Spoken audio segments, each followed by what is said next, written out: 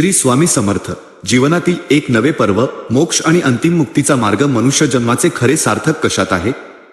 संपत्ती, प्रसिद्धी किंवा क्षणिक सुखामध्ये नाही, तर ते आहे स्वामी समर्थांच्या नित्य सान्निध्यात आणि जीवनातून मुक्ती, मोक्ष मिळविण्यात. भौतिक सुखांच्या पलीकडे जाऊन आत्मिक शांती आणि स्वामींच्या चरणांशी एकरूप होणे, हेच आपल्या जीवनातील नवे पर्व आहे. स्वामी सांगतात, माझ्याकडे ये, मी तुला या भवसागरातून मुक्त करेन. नवे पर्व, मुक्ती आणि नित्य सान्निध्य. या नव्या पर्वात आपल्याला आपल्या जीवनाचा अंतिम हेतू ओळखायचा आहे. स्वामींची भक्ती आपल्याला त्या मुक्तीच्या मार्गावर घेऊन जाते, जिथे जन्म मृत्यूच्या चक्रातून सुटका होते. अंतिम ध्येय, आपले जीवन हे केवळ या जन्मापुरते नाही. स्वामींच्या नामाच्या आणि कृपेच्या आधारावर आपल्याला आपले अंतिम ध्येय गाठायचे आहे. या जगात राहूनही कर्मांचे बंधन न ठेवता भगवंताशी एकरूप होण्याची ही प्रक्रिया आहे. नित्य सान्निध्य, स्वामींच्या मूर्तीमध्ये, पादुकांमध्ये किंवा त्यांच्या नामस्मरणात तुम्हाला त्यांचे नित्य सान्निध्य जाणवते.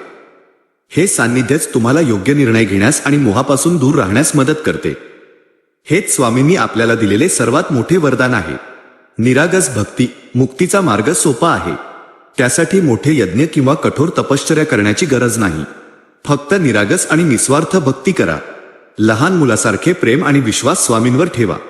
चला, आजपासून आपण भौतिक सुखांच्या मागे धावणे सोडून स्वामींच्या चरणी आपले जीवनरूपी पुष्प समर्पित करूया.